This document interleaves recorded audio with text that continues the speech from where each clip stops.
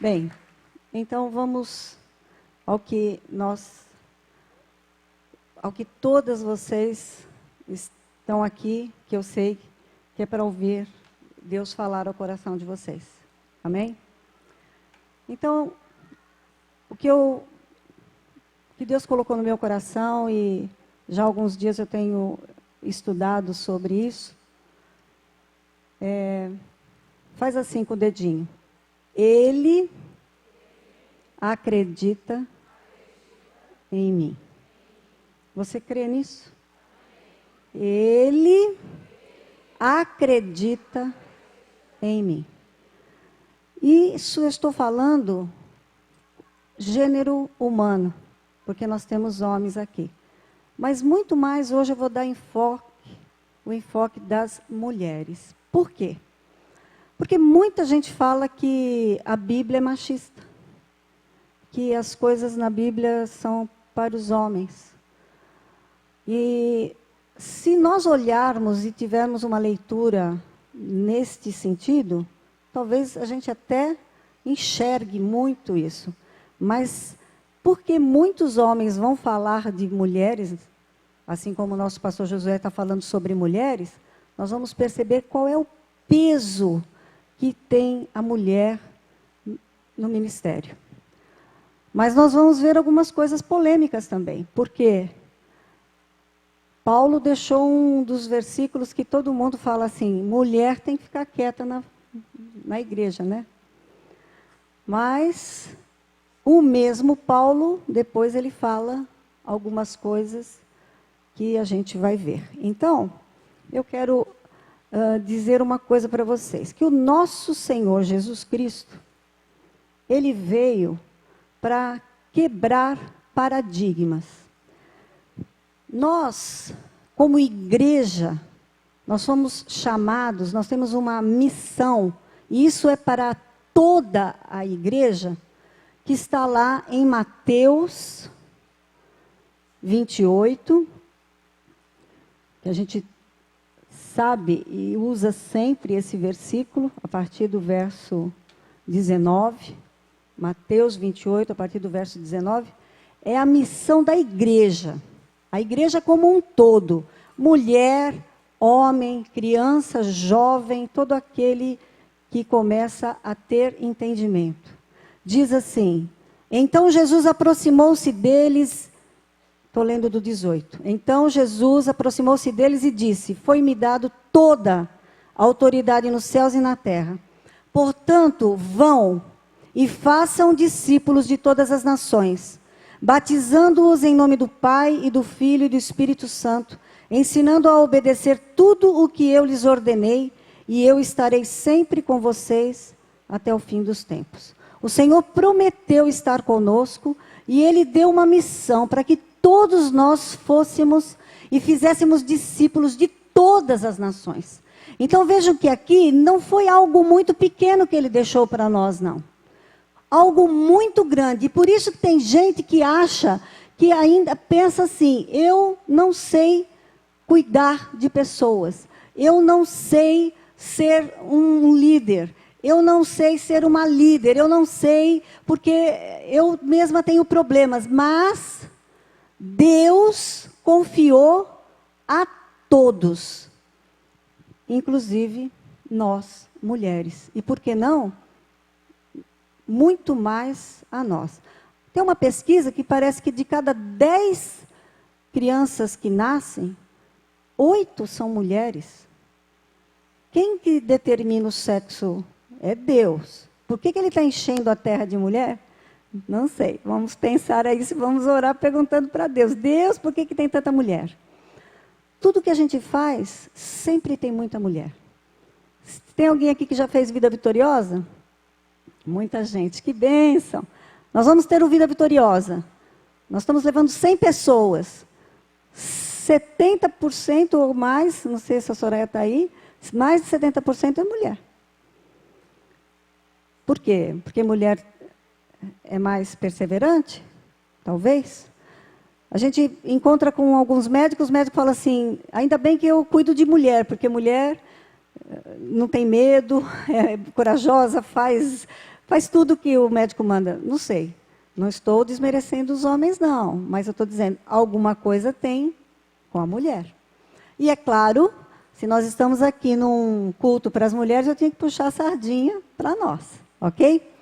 Bem, mas vamos voltar ao que nós estamos falando. Como é que Jesus, quando Jesus falou em Mateus 28, que nós fôssemos, vamos voltar ali. Jesus, ele não era cristão, ele era judeu, tá? Então ele nasceu numa família de judeus. Com certeza, todas as coisas que os judeus falavam, ele também aprendeu. E ele, com certeza, passou no ensinamento da sua, desde criança até os seus 30 anos, quando ele começou seu ministério, num processo muito especial do judaísmo.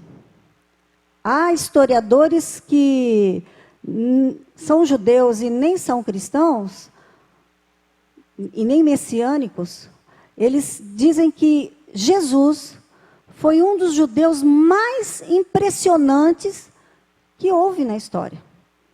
Quer dizer, eles não sabem que ele foi, não é que ele foi o mais impressionante, ele foi o único homem impressionante, não só judeu. Mas os judeus, eles tinham 3 estágios de estudo.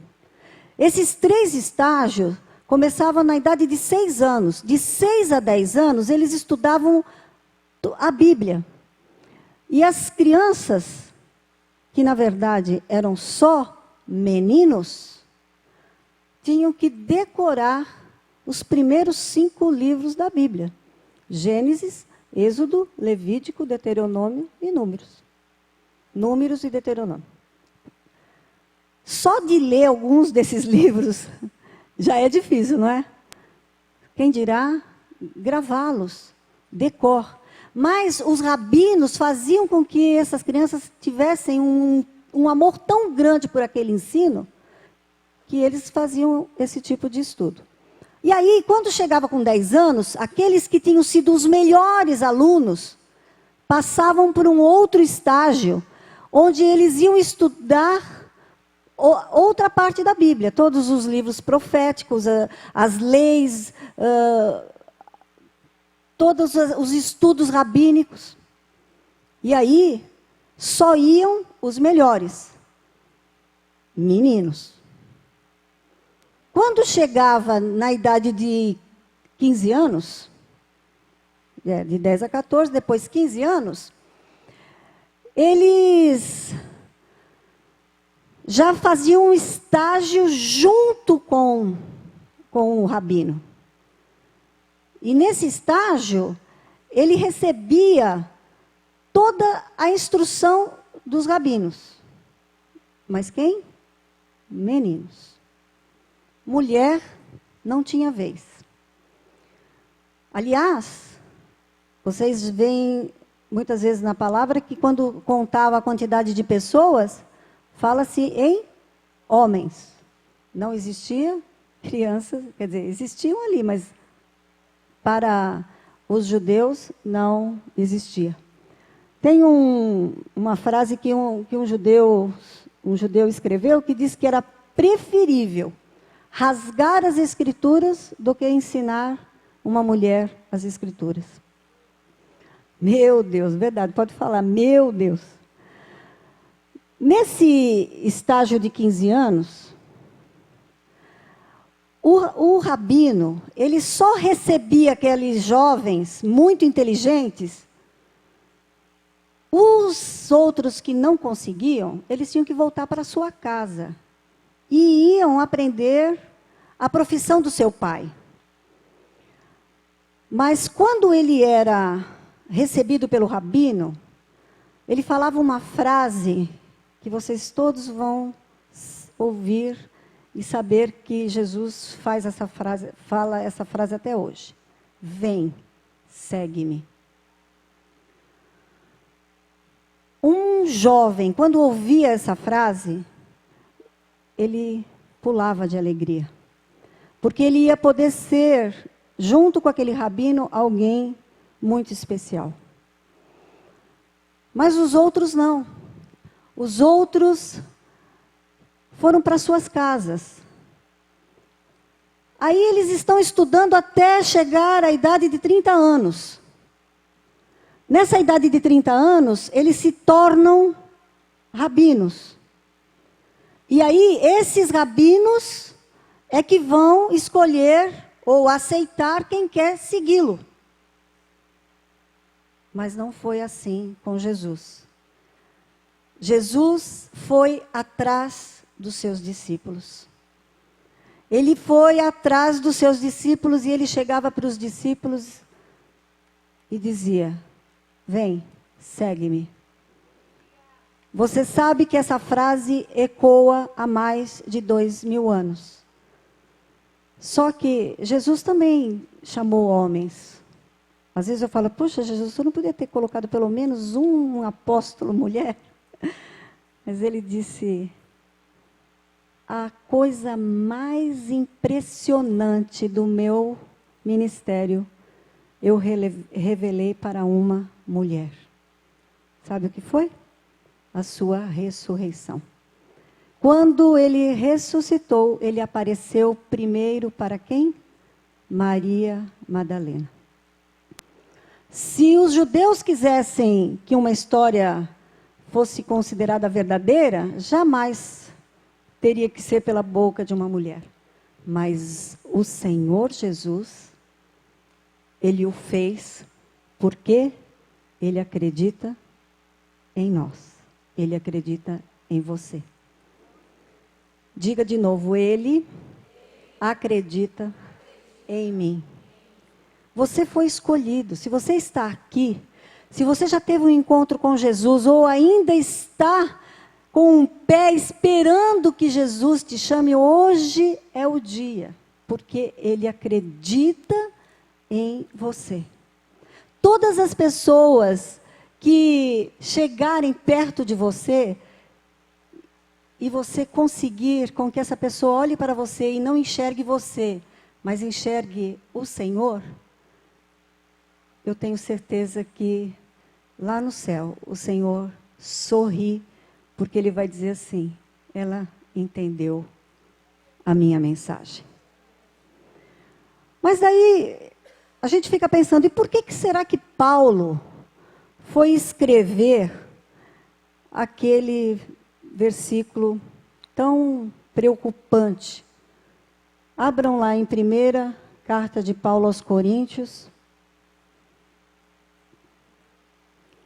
versículo 14.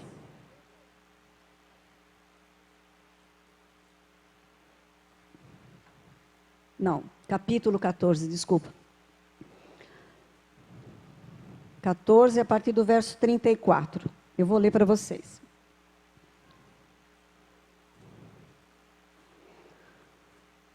Primeira Coríntios 14, verso 34, diz assim: permaneçam as mulheres em silêncio nas igrejas, pois não lhes é permitido falar.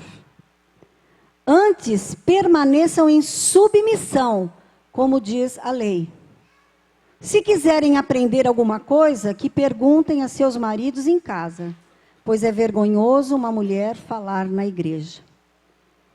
Acaso a palavra de Deus originou-se entre vocês? São vocês o único povo que ela alcançou? Se alguém pensa que é profeta ou espiritual, reconheça que o que lhes estou escrevendo é mandamento do Senhor.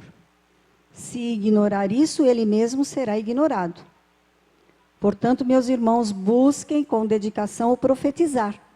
E não proíbam o falar em línguas, mas tudo deve ser feito em decência e ordem. Essa passagem está num dos capítulos muito importantes do livro de Coríntios, porque essa igreja, ela tinha todos os dons, mas as pessoas estavam se achando melhores que qualquer outros irmãos. E vocês sabem que quando algo sobe na cabeça de uma pessoa, o poder sobe na cabeça, as atividades começam a ficar distorcidas. Por isso que em 1 Coríntios 12 e 1 Coríntios 14, Paulo vai explicar algo sobre os dons espirituais. E essas mulheres estavam se rebelando contra algo que já era do início da criação. Deus criou o homem. E depois do homem, depois dele prontinho, que ele pegou do barro e fez o homem, ele tirou uma costela do homem. Então, de algo mais lapidado, fez a mulher. Para a mulher ser ajudadora. E quando a mulher é ajudadora do seu marido, ela é feliz. Agora, quando a mulher quer mandar no marido, acaba invertendo algumas coisas. E aí não é feliz nem ela e nem o marido. Que as mulheres feministas que estão aqui não fiquem bravas comigo, está escrito ali na palavra. Mas eu tenho certeza absoluta que um homem, de acordo com o que a Bíblia diz que o homem tem que ser, ele tem que amar a sua esposa. É muito fácil ser submisso a alguém que ama. Então, se o marido ama a esposa vai ser submissa, porque ser submissa não é estar debaixo dos pés e sendo esmagado, é estar sob a mesma missão. Então, é nesse contexto.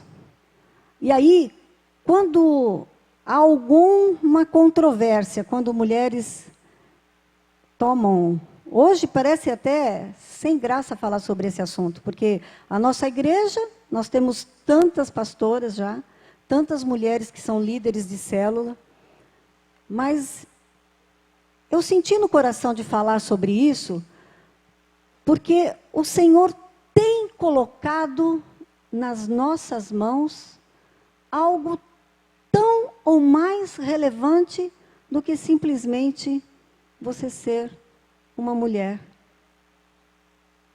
e simplesmente ser mulher. Não. Você é uma mulher de atitude. Você é uma mulher de Deus. E é assim que as mulheres de atitude da nossa igreja vão ser reconhecidas. Nós faremos algo relevante para o reino de Deus. Porque cada mulher que cuidar de outra mulher estará cumprindo o que Mateus 28 mandou fazer. Ide, fazei discípulo. Ensinando, cuidando e levando essas mulheres a algo muito maior. Mas por que será que Paulo então escreveu isso, se em Gálatas capítulo 3, versos 28, escrito pelo mesmo Paulo, ele diz assim: não há judeu nem grego, escravo nem livre, homem nem mulher, pois todos são um em Cristo. Então, no mundo ali fora, enquanto você é só criatura de Deus, homem, mulher, grego, as pessoas fazem separação. Mas quando nós estamos no corpo de Cristo, nós estamos em Cristo, não há acepção de pessoas. Por isso, quando nós vemos um líder de célula tímido fazer algo extraordinário, vemos uma mulher quieta, parece que tão calminha, fazendo algo extraordinário, não é ela, não é ele, é Cristo em nós. Porque Cristo é que vai fazer todas as coisas. Se você foi convidado por alguém hoje, ou se você só viu uma propaganda e veio aqui, saiba, foi Cristo que te trouxe aqui. Porque Cristo quer fazer com que você seja edificado na palavra, recebendo dele. Por isso que nós vamos sempre buscar em Deus, em primeiro lugar.